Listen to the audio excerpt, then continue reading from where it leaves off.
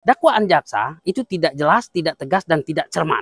Nah, disitulah menjadi eksepsi kita atau menjadi keberatan kita.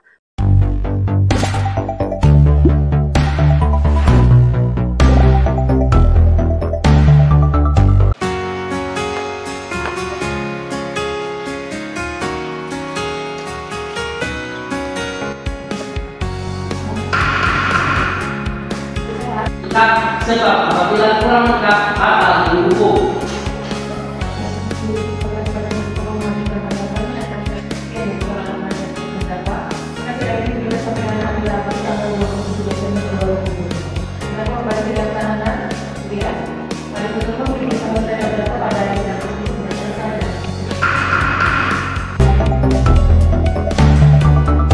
Selamat malam Pak PH, gimana masalah sidang tadi, tanggapannya gimana? Sidang kita pada hari ini ya, sidang kita ini sidang keberatan, sidang pidana, di mana pemilik tanah yang sudah dinyatakan menang oleh pengadilan, bukan sekedar pengadilan tingkat pengadilan tinggi, kasasi, bahkan PK, bahkan digugat lagi kita menang, digugat lagi kemudian dipidanakan. Nah, menurut kita ini tadi sudah kita sampaikan dalam keberatan, ini adalah semacam rekayasa kasus oleh pihak kepolisian. Kita mengharapkan bahwa ini hukum bisa ditegakkan dengan benar. Jadi kita mengeksepsi. Menurut kita itu di mana kesalahan klien kita, ya kan? Dengan dakwaan pasal 263 ayat 2. Sementara menggunakan surat palsu atau yang dipalsukan. Nah, klien kita ini kan mendapatkan surat dari orang tuanya.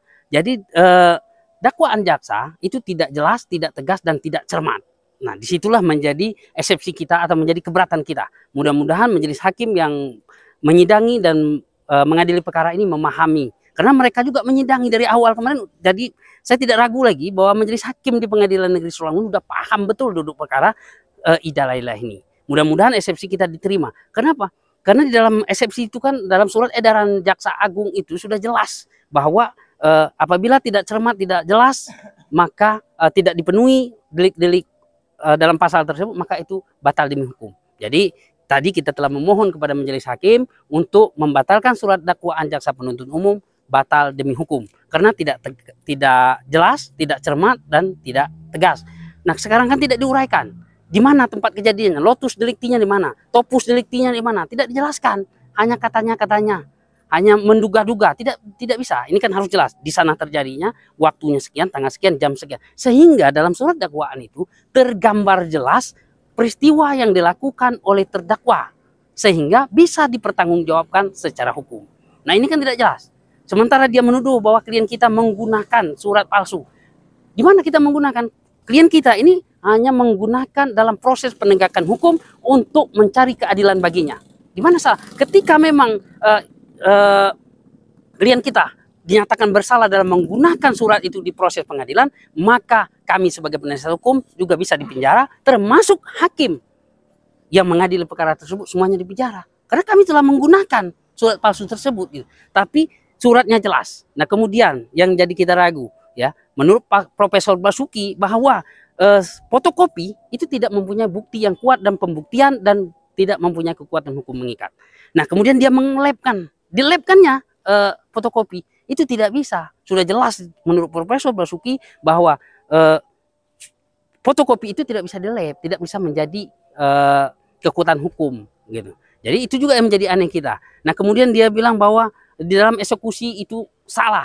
Nah, eksekusi ini sebelum melakukan eksekusi, klien kita bersama Pengadilan Negeri Sulangun melakukan penyocokan data atau constatering.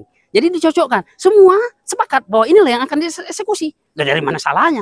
Orang tergugat juga sepakat, penggugat juga sepakat, pengadilan juga sepakat. Nah, barulah ditetapkan oleh pengadilan untuk dieksekusi. Jadi intinya dari keberatan kita atau eksepsi kita dalam sidang tadi, kita keberatan atas dakwaan jaksa penuntut umum terkait dengan tidak cermat, tidak jelas, dan tidak tegas daripada dakwaan jaksa. Kemudian tidak menguraikan tempat dan waktu kejadian dengan jelas. Nah, itu. Untuk saksi Ibu Ida? Saksi Ibu Ida nanti akan kita hadirkan karena ini kan masih dalam proses.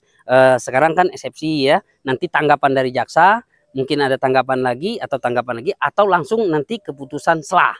Habis keputusan selah baru saksi dari jaksa. Dan kita telah menyiapkan saksi Ibu Ida ini mungkin ada puluhan nanti. kapan bisa dihadirkan? Kalau saksi kita sudah siap untuk dihadiri ya dalam pembelaan pidana ini khusus perkara pidana, itu siap dihadiri. Nanti salah satunya ada 3 saksi ahli. Mungkin nanti kita akan membawa saksi ahli yang memang sudah ahlinya dan ternama di Jakarta, kita bawa ke sini nanti.